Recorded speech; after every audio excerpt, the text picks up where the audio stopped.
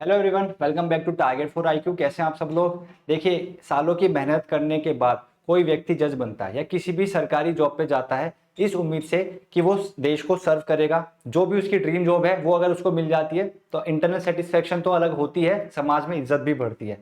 But उस इज्जत का क्या अगर आप जॉब करते करते कोई व्यक्ति आकर आपकी इज्जत उछाल जाए। आज की वीडियो में कुछ ऐसा ही मैटर है। दिल्ली की एक जज थी जो कि बड़ी निष्ठा से ईमानदारी से काम करी, तो उन्होंने एक जजमेंट दिया और जजमेंट सुनते ही जो आरोपी था उन्होंने जज को धमकाना शुरू कर दिया। यहां तक धमकी दे दी कि तुम जिंदा घर जाओगे कि नहीं, आज तो हम तुम्हें मार देंगे। पूरा मैटर अच्छे से समझते हैं कि इस मैटर में हुआ क्या है।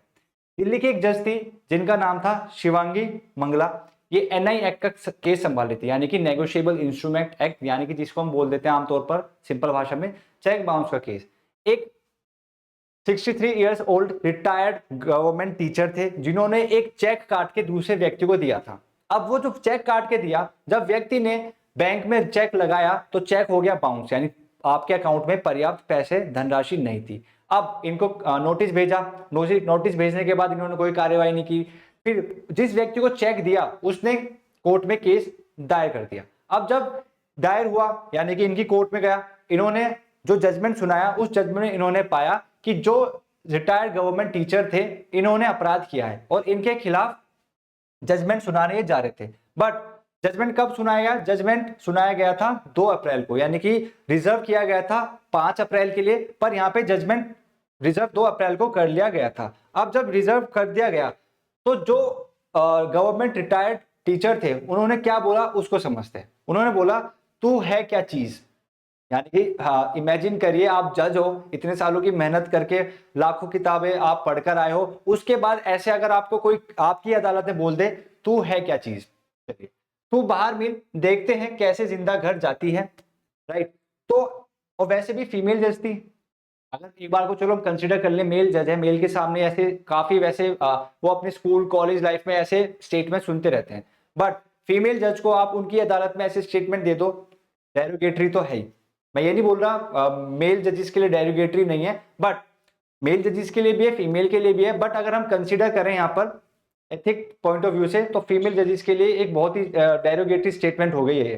ठीक। अब यहाँ पे क्या हुआ, खाली ये लोग यहाँ तक ही नहीं रुके।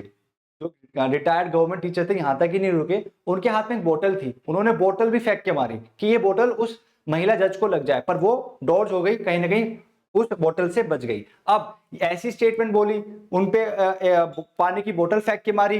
राइट। यहां तक ही मामला नहीं रुका, उन्होंने क्या करा, उन्होंने अपने वकील से बोला कि देखो मुझे मेरे खिलाफ जजमेंट आने वाला है, मैं नहीं चाहता हूं, तुम्हें कुछ ना कुछ करना होगा, मुझे इस केस से बाहर निकालना होगा। फिर क्या हुआ, ये सब कुछ सुनने के बाद व्यक्तियों ने गाली गलौज भी करना शुरू कर दी।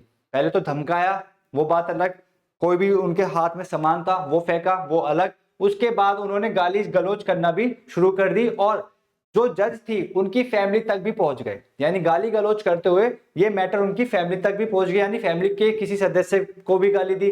उसके बाद क्या हुआ, सिचुएशन इतनी खराब हो गई कि जो महिला जज थी, यानी कि उनके उनके सॉरी जो अपराधी था, उनका जो लॉयर था अतुल कुमार, उन्होंने भी महिला जज के साथ हैरेस करना शुरू कर दिया, उनको भी गाली गलौज करना शुरू कर दिया। अब देखिए क्या हुआ फिर। तो उससे पहले एक छोटा सा अनाउंसमेंट, अगर आप एपीओ हो, चाहे बिहार हो, यूपी हो या उत्तराखंड एपीओ की तैयारी करना चाहते हैं, या खाली जो 3 न्यू क्रिमिनल लॉज हैं उनको पढ़ना चाहते हैं, तो आपके लिए 28 अप्रैल से एक बैच स्टार्ट होने जा रहा है। ये बैच आपका pre plus mains point of view से है, यानी आपको प्री की तैयारी के साथ साथ मेंस की तैयारी भी कराई जाएगी। आपको proper notes, case laws, MCQs, topic wise आपको हर एक चीज कवर कराई जाएगी। तो अगर आप इस बैच में पढ़ना चाहते हैं तो आप कांटेक्ट कर सकते हैं टारगेट फॉर आईक्यू से। अब देखिए यहाँ पे क्या हुआ, जब जज इस महिला जज के साथ ये सारी घटना हो गई तो उन्होंने कंप्लेंट करी है नेशनल कमीशन फॉर वुमेन में। ठीक है, कि मेरे को धमकाया गया, मुझे हैरेस किया गया मेरी ही अदालत में। इसके साथ साथ उन्होंने बोला है, They harassed me and threatened to file complaint if I didn't acquit the accused। यहाँ पे बोला गया है कि उन्होंने मुझे डराया धमकाया और ये बोला कि अगर अब आप मुझे रिहा नहीं करोगे तो हम आपके खिलाफ रिटन कंप्लेंट कर देंगे और रिटन कंप्लेंट में ये कहेंगे कि आप योग्य नहीं हैं जज की कुर्सी पे बैठने लायक। राइट। चलिए, टू सबमिट रिटन एक्सप्लेनेशन। अब यहाँ पे क्या हुआ, उस महिला जज ने बोला है कि क्योंकि यहाँ पे जो अपराधी था, जो गवर्नमेंट रिटायर्ड टीचर था उसने तो बदतमीजी करी, गाली गलौज करी, ऑब्जेक्ट भी फेंक के मारा। इसके साथ साथ जो उनका वकील था उसने भी जज साहब के साथ बदतमीजी करी। तो इतने में जज साहब ने उनको शोकॉज नोटिस भेज दिया है कि 5 अप्रैल को जो हम जजमेंट सुनाएंगे, देखिए मैटर लेट हो चुका है क्योंकि आज तो है 23 अप्रैल, बट यहाँ पे 2 अप्रैल को घटना हुई, 5 अप्रैल को आपका जो जजमेंट था उसको रिजर्व कराया गया और महिला जज ने बोला है कि 5 अप्रैल को आप एक्सप्लेनेशन दीजिए। किस चीज के एक्सप्लेनेशन? कि आपके खिलाफ कंटेम्प्ट प्रोसीडिंग में स्टार्ट क्यों ना करूं, राइट।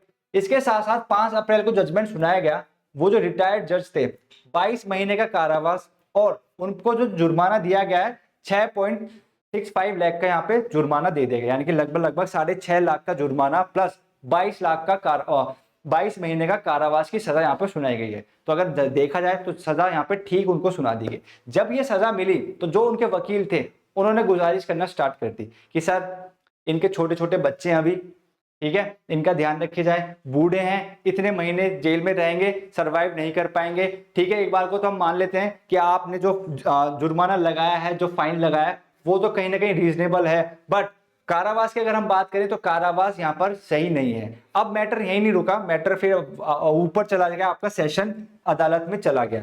अब ये जो पूरा मैटर था, ये मैटर हमें कहीं ना कहीं ये चीज बताता है कि जुडिशरी में भी देखो वकीलों पे तो हमला हो ही रहा है, वो एक अलग मैटर है, पर जुडिशरी में भी जज लोग हमारे सुरक्षित नहीं हैं। यहाँ पे गवर्नमेंट को कहीं ना कहीं सिक्योरिटी प्रोवाइड करनी चाहिए।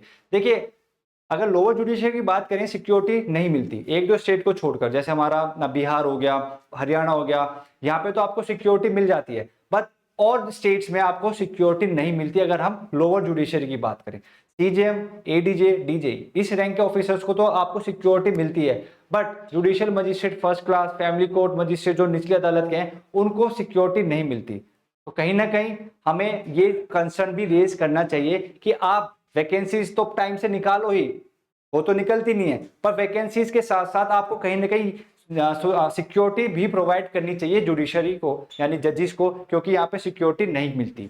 आई होप आपको ये लेक्चर सही लगा होगा, समझ में आएगा। आपका क्या ओपिनियन है प्लीज कमेंट जरूर करिएगा। धन्यवाद।